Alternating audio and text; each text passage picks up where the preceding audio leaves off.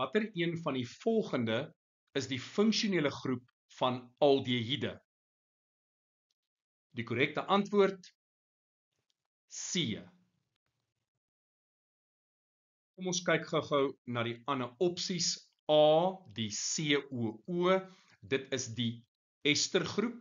Dit is die funksionele groep vir esters. En wat sien ons hierso?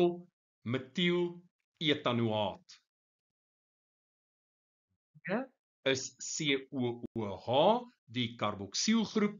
Dit kom voor by karboksielsure en hier het ons propanosuur. CHO, dit is bekend as die formielgroep. Dit is die funksionele groep van aldehiede en hier het ons propanaal.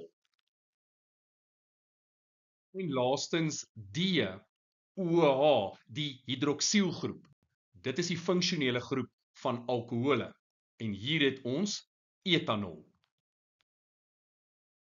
Dan 'n belangrike funksionele groep wat nie in hierdie vraag getoon word nie, is CO, oftewel die karbonielgroep. En dit kom voor by ketone. Hier het ons propan 2-oon.